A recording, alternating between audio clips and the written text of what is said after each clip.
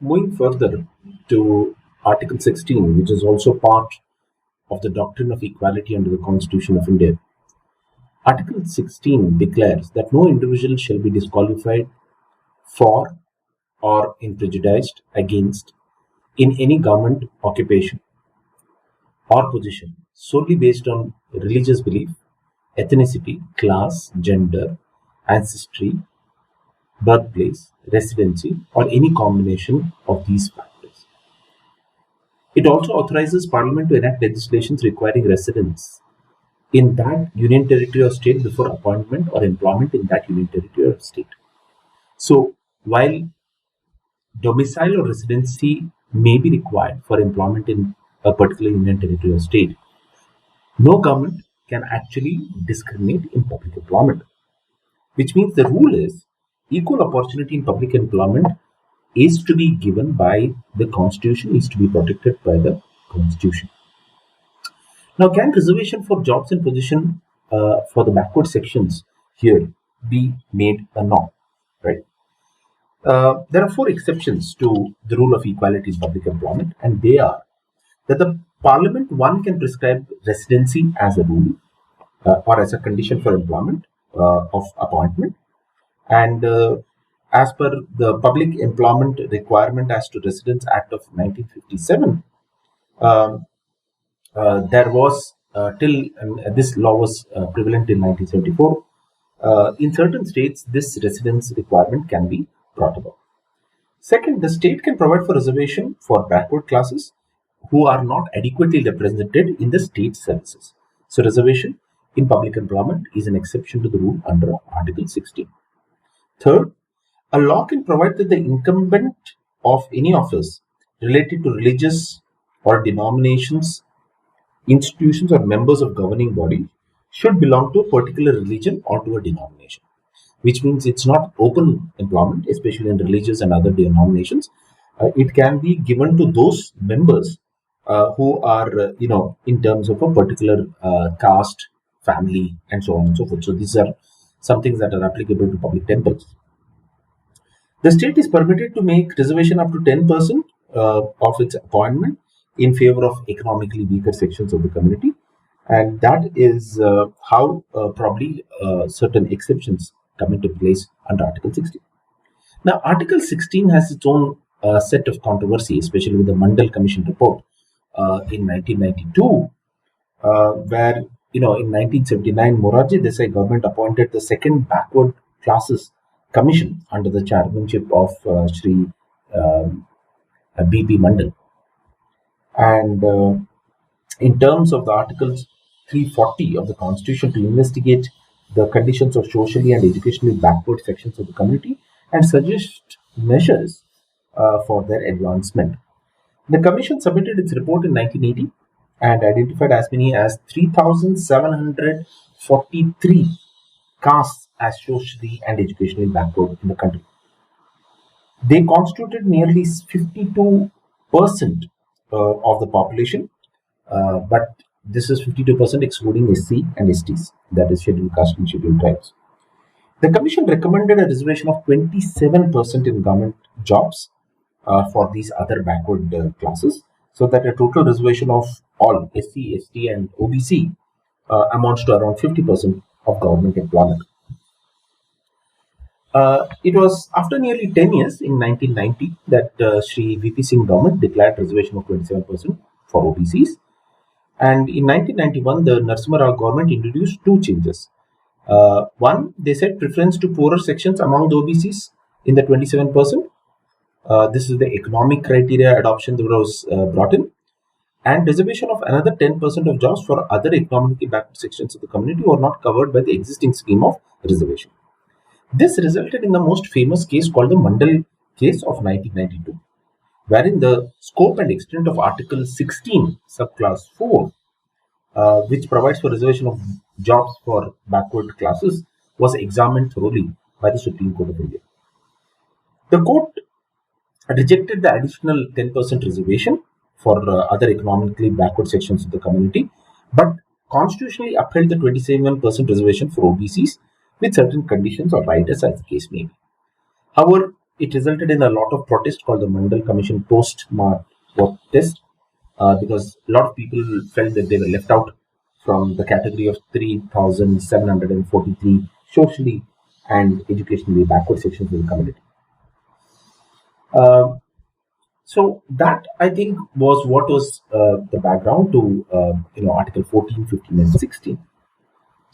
However, I think while we talk about Article 14, 15, and 16, it would be pertinent at this point of time to understand and know that Article 13 of the Constitution very clearly states that there cannot be any law that is inconsistent with or in derogation of fundamental rights. And equality is a fundamental right. So there cannot be a law in derogation of the same. And hence, many attempts to understanding Article 14, 15, and 16 in terms of the rule of equality has been made through our constitutional history. For example, how do we look at Article 14 in terms of the non-arbitrary rule? Non-arbitrary rule very clearly means that administrative orders have to be reasoned orders. If they are not reasoned, they may amount to be arbitrary in nature and character. So reasons must be stated why a particular decision is taken by a bureaucrat or an officer in the government. And of course, when the reasons are substantial in character, it amounts to good governance. So public administration is bound by the rule of equality, the rule of non-discrimination. And reasons for order are very, very important. If those reasons are absent, it would amount to violation of Article 14. Of course, let's take certain instances or examples of equality principle that has to be applied and followed by all government agencies. Let's assume that there is a government university or a college. Now, can it practice arbitrary admission process or process that is not fair or transparent? I think the educational department would be duty bound to follow an objective criteria for admission wherever the demand is more than the number of seats that are available. So admissions to even government aided institutions or government supported institutions have to follow a transparent, non-arbitrary, fair manner of admission process. So this is a non-compromisable condition that is laid down by the rule of equality, and hence you will notice on several issues during the process of admission, there have been several court cases and challenges that have been taken from time to time. As we all know, that while we have spoken about reservation in educational employment or educational institution is also provided for under the Constitution, and hence the kind of admission through reservation has been challenged on many occasions as being violative of the Constitution. Of course, where does arbitrariness come in? Suppose the government is awarding contracts or what we call as government, procurement. And while they award this contract, they are actually not doing it in a fair, transparent manner, and it results in favoritism or nepotism, as the case may be. And the rule of tendering or fair procedure of procurement is not followed, it would be challenged as being arbitrary exercise of power, and hence to strike down that kind of executive administrative action, the challenge would be under Article 14, saying that the rule of equality, the rule of equal opportunity in public procurement has not been followed. So anything in terms of regulating public administration, in limiting the power of public administration, in limiting the exercise of arbitrariness, I think Article 14 has been the constitutional challenge that has been taken from time to time. Yet another example could be allotment of government lands. Sometimes, government does make these allotments. Say, you have a developmental authority that acquires land and then divides the land among the citizens, especially in urban areas, or it could be in industrial areas as well. Now, whenever the government does allotment of land, it is the instrumentality of the state through, say, any kind of authority or a body or an institution that is representing the government, and the government ought to represent the will of all sections of the community and not just one section of the community. So anything that is done, to favor a particular caste, community, a religion, or anyone from a very sensitive political consideration or a background, will result in exercise of arbitrary power. Now, these are instances where politicians or political parties or government of the day would want to do what we call as the vote bank kind of politics or schemes for furthering their own cause. So, to check such kind of arbitrariness, where only one party is favored and the other has been annoyed and disadvantaged because of that kind of a governmental action, I think the rule on equality becomes the intervening factor for the courts to come. One thing that we have to understand is that there is always power in government. It's huge power. With every power comes responsibility, no doubt about that. However, there is a very famous quote which says that power corrupts and absolute power corrupts absolutely. And hence, while there is power, there is obviously some kind of discretion in public administration. And that discretion sometimes gets to be abused because we are human beings and we have the tendency of being pulled and pushed towards different sides because of so many considerations. The considerations could be family, it could be society, it could be caste, it could be religion, it could be personal to a larger extent, or it could be something that is empowered through some kind of a force or authority of some superior bodies.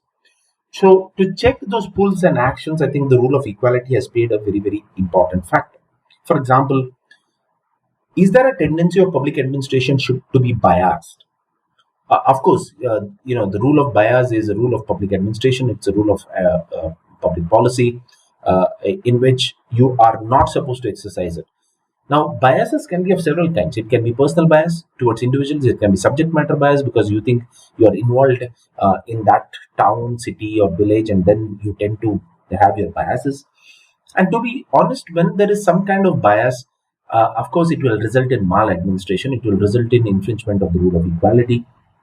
And there are clear evidences in our constitutional history of the biases that have been applied from time to time.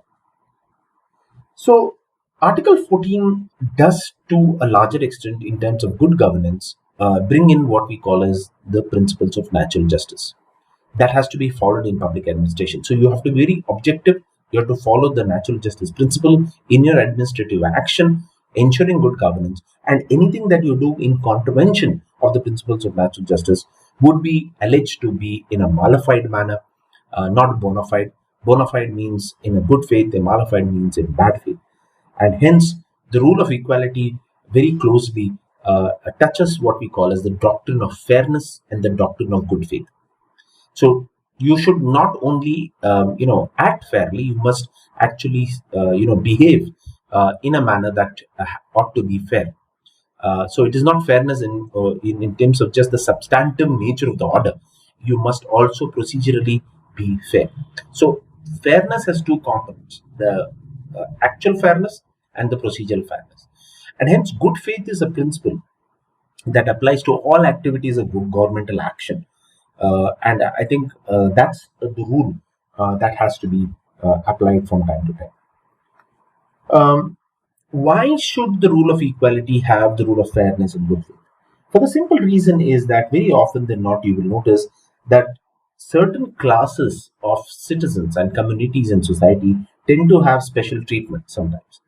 Caste politics in India is a reality, and you recognize the caste to be so strong that the leaders and the politicians of the same caste have a tendency to actually favor their own class of individuals, because finally they are looking at being voted again into power, and hence special treatment to certain castes who have occupied the seat of power has always been the tendency of policymakers sometimes, and this has been more aligned to legislative actions, which have extended to executive actions as well.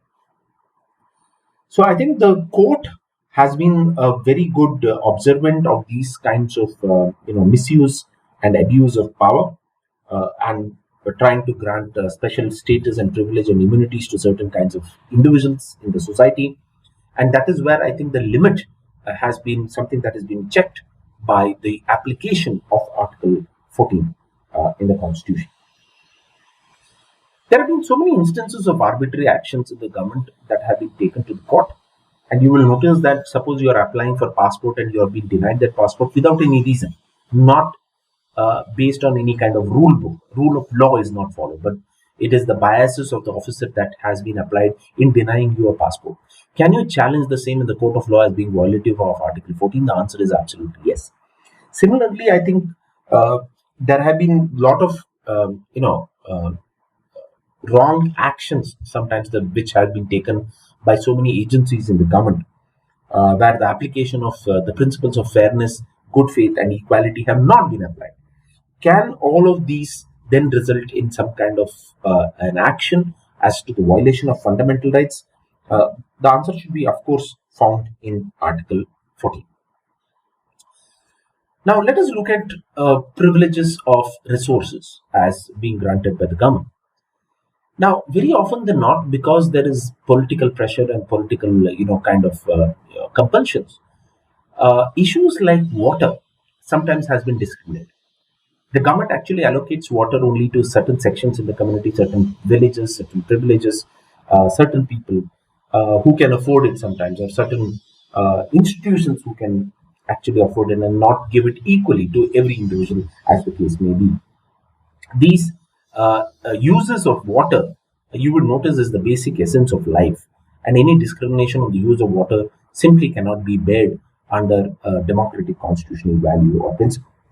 So the underlying principle of Article 14 is that any governmental action must be clear in terms of what objective it tends to serve, and any discrimination that the government will attempt to enact or follow will be struck down as being arbitrary and violating Article 14. Going forward, you will notice that we have various governmental initiatives. This could be initiatives that require certain amount of certainty, certain amount of uniformity in its application. Take the example of, say, disinvestments, or take the example of allowing investments or allowing businesses. Again, you will notice that a lot of businesses in India may found governmental actions to be arbitrary, as favoring only one group of individuals and not favoring or giving equal opportunity to everyone. So when governments have applied the rule of bias towards businesses or businessmen, and trying to promote a certain category of individuals to make profits, I think those sections of the community have to be checked, and I think the government also has to check its action in applying the rule of fairness in promoting businesses as well. Of course, the rule of equality is about equal pay for equal work, and this very clearly brings in gender justice to a larger extent. And gender justice is very, very critical and important component of equality. And it is not equality only in, say, educational institutions at the time of admission. It is equality in public employment at the time of joining service. It could be equality to be treated at the time of promotions as well. So administrative actions that violate equality come under the scrutiny of the court. And any such actions that are based either on a statute or some kind of an administrative executive action, which is something that violates the principles of the Constitution, are set aside by the courts, and the courts have a very clear rule of intervention wherever unequal treatment has been applied, where inequality is practiced, where the actions are wholly unjustified, unconstitutional, or are they tend to be arbitrary, and hence the so-called exclusionary exercise of administrative action are definitely not something that the courts are going to entertain. There are many such instances of intervention. There are many cases of intervention by the courts. This could be in terms of the issues of say granting aid to certain kinds of institutions, granting coal licenses and resource licenses. In terms of, say, interpretation of law sometimes, which tend to be one-sided or arbitrary, I think it is quite acceptable in as a democratic value, as a constitutional value, that citizens have a legitimate expectation from the government to act fair. This is a legitimate expectation. Naturally, if you are a person with authority, that with authority comes responsibility. With responsibility comes the duty to act fairly, the duty to act, in a non-arbitrary manner. So I think the doctrine of legitimate expectation is that any kind of governmental action is non-arbitrary, it is fair, and it's non-discriminatory as well. Now, why is the rule of equality so stressed upon, and why do we speak about it so much in terms of our constitutional values? One, you have to understand that India is quite a big nation. It's a big country with a lot of pressure of population, growth, employment, and government employment is often preferred by citizens as being secure and so on and so forth. It has its own privileges in government employment. Second, I think in terms of aspiration, I think there are different state governments and different kinds of activities that happen across the country. This is a vast economic and a social fabric that this country has. So, getting into government contracts, getting into government largesses, getting government to give you licenses is quite huge for people, and that is the trajectory of growth in many businesses as well. So, government is a mechanism for growth. Government is a catalyst for growth. Government is the growth sometimes itself. And hence, without the licenses, permissions, or without partnerships with the government, businesses cannot flourish.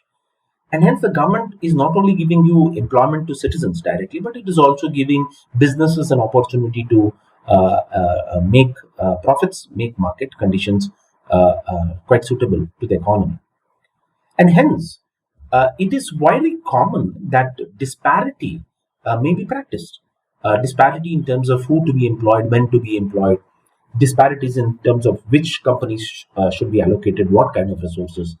So there is a huge amount of unequalness in seeking government grants. Because approaching the government in India itself becomes a challenge. Who can actually approach and what it can be done? So, and there is a lot of quid pro quo, or the personal kind of a favor. I do one to you, you do one thing back to me. The rule of quid pro quo that happens, and this is one form of corruption. Of course, it is. It's not only a corruption is to be named in terms of money exchange. So subjectivity can also creep in at time to time, and hence, I think people's legitimate expectation for the government to act in a fair manner is, I think, very, very critical and important. And I think that is something that everyone looks up to in government. Finally, just to conclude on the broader aspects, you will notice that, we as citizens have the right to claim equality, right? And the claim of equality is against illegality. So any practice of inequality is nothing but illegality. It violates the principles of the Constitution. It violates the directive principles of state policy, which the states are duty bound to follow. And equality is rooted as the foundation, basic feature of the Constitution, for which any kind of compromise is definitely not permitted. This also stems from the fact that the government has the policy discretion to make from time to time.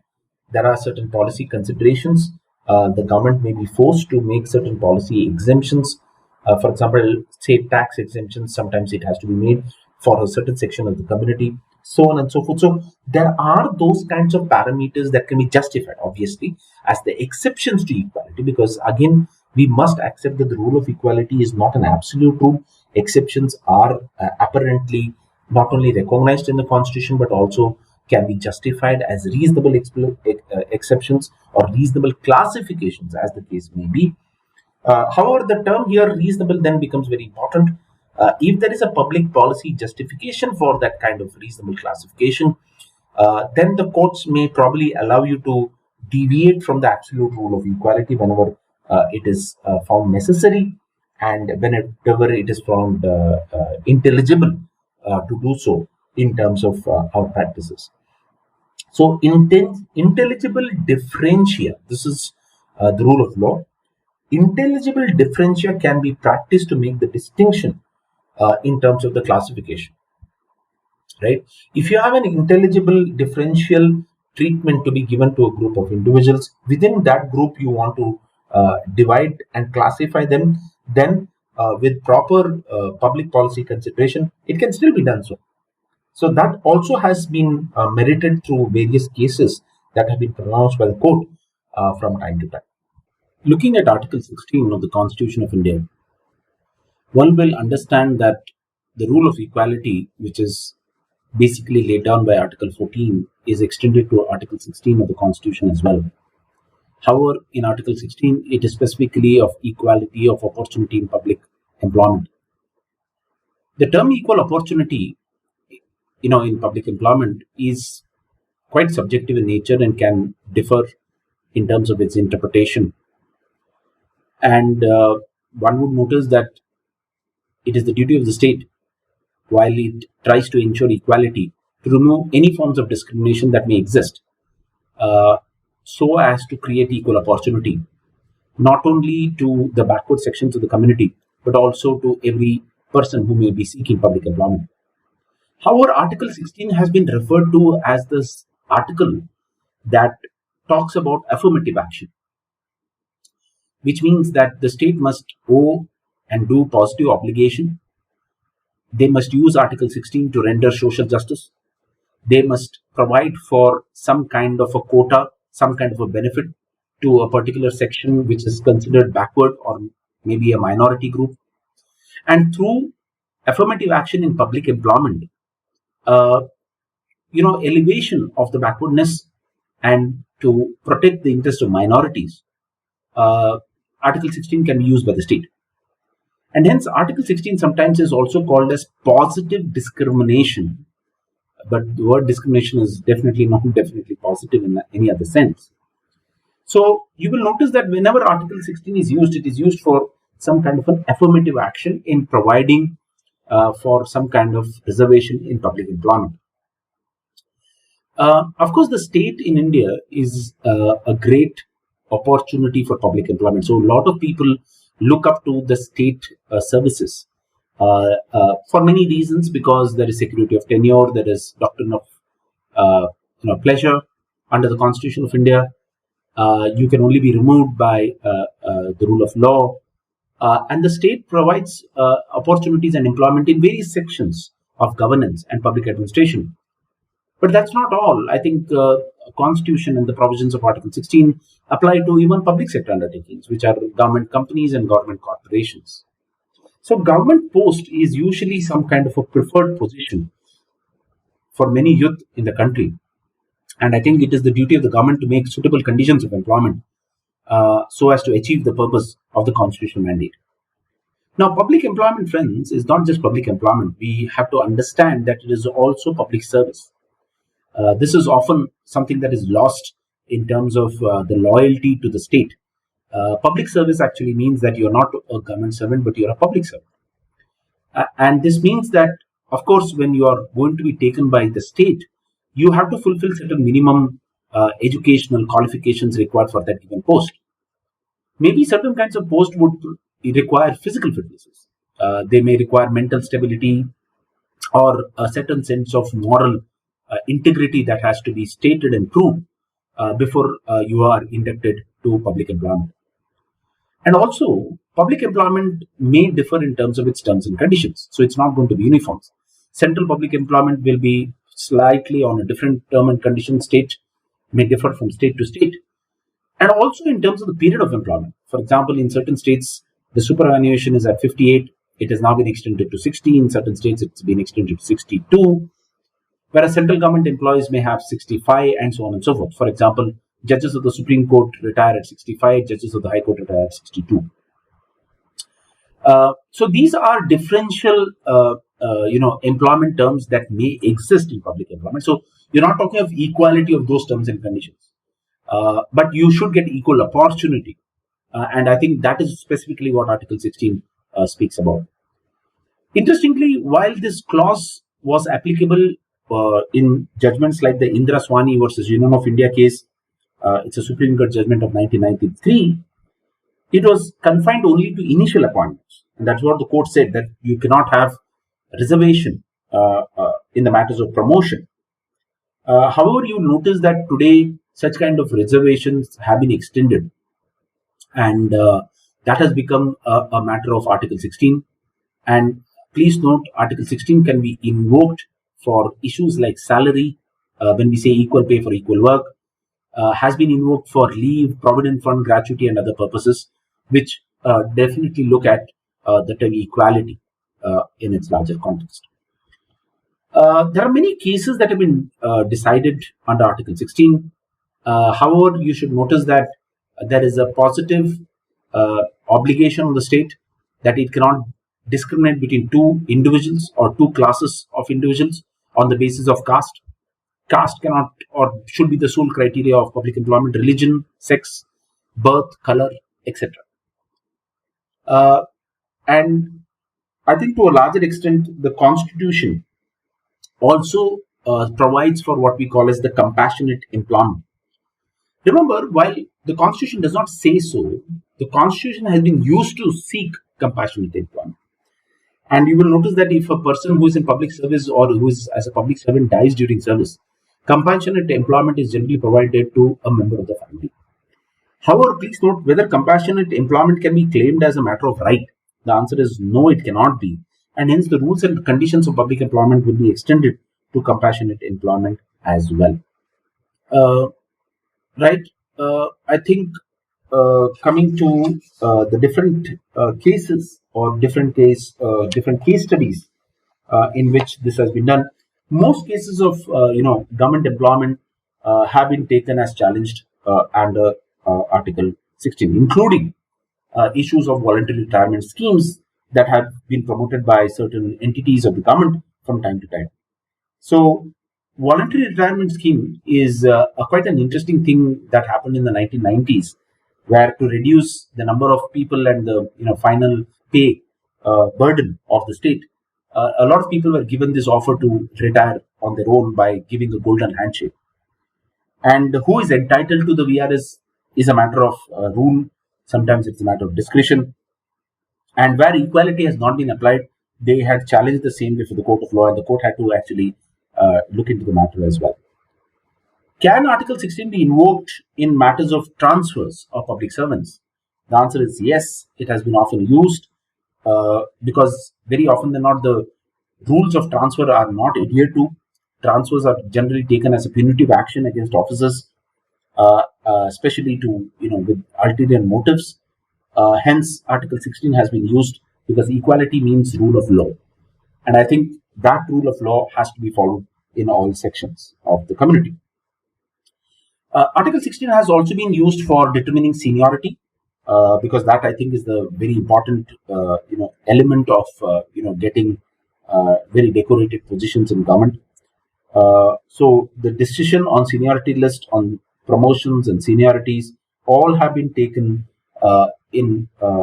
if suppose there is a grievance, have been redressed through the mechanisms of invoking the provisions of Article 16 of the Constitution of India. Revision of pay, this keeps happening with a lot of pay commissions, and sometimes there is no equal treatment on the revision of pay. Those aspects also have been taken due note of under the provisions of the Constitution. With that, I think we'll move on to Article 17, which I think talks about abolition of untouchability. And I think it's very important to understand that this article actually tries to clearly state that the practice of untouchability is forbidden. And of course, there are special legislations under which any such practice of untouchability in any sections of the community shall be punishable offense. So, untouchability, unfortunately, was a kind of a stigma and a practice in this country for a long period of time. However, the parliament did enact what is known as the Untouchability Offences Act of 1955, and the principal object of Article 17 gets reflected under this act of called the Untouchability Offences Act of 1955.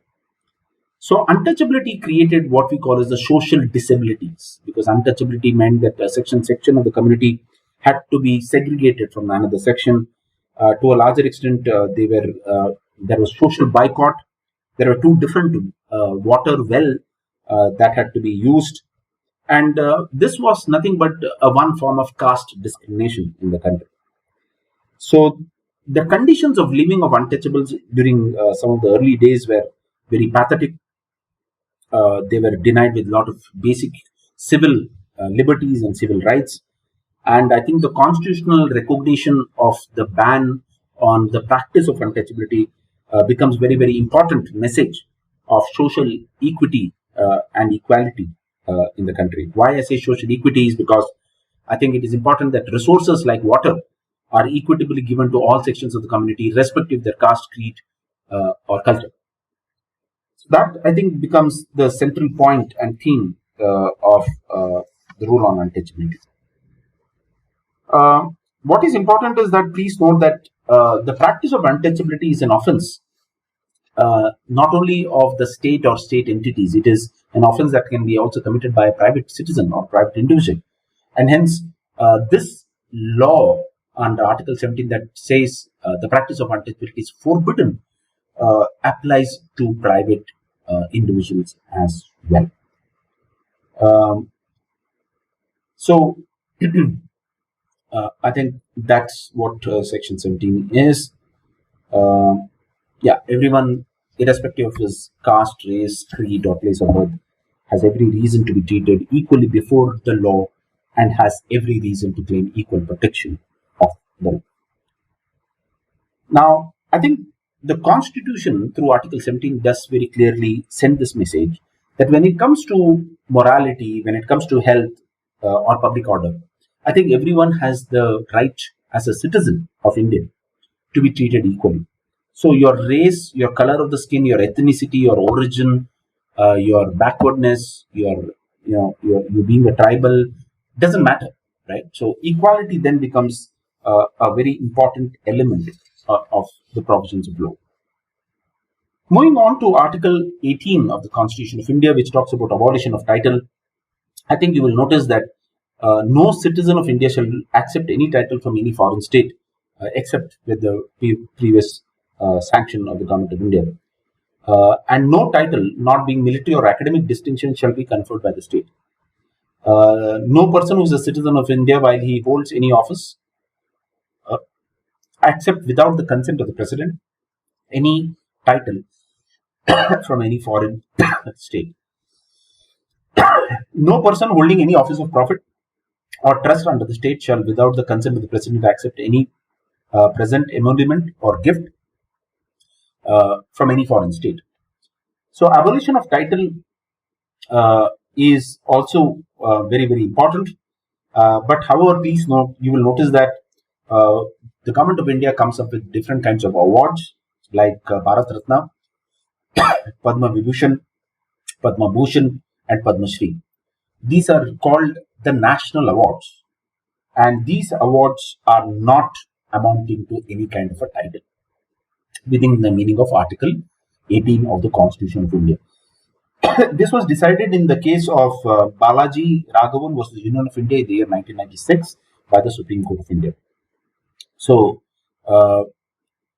you will notice that this kind of Bharat Ratna or Padma Vibhushan, Padma Bhushan, Padma Shri, they are not like suffixes and affixes, right? Or they are not prefixes. So, in that sense, you will notice that these are national awards that is granted, but we do generally call Padma Shri so and so, but they are not really titles, and hence the reason why there is abolition of title is probably it has some kind of historical reasons or significance, as the case may be. Because I think to a larger extent, you notice that the kings had this title called the Maharaja, or someone says Raj Bahadur or Rai Bahadur, and so on and so forth. So the divans had title, the kings had title, the ministers had title. So I think it was very significant that no longer these titles would be given to these people. And you know that a lot of these provinces, a lot of these territories were brought into mainland India. And it was important to give the declaration that once you have, given this territory to India, you no longer are the Maharaja of that kingdom. And that is the reason the abolition of title article becomes very, very significant.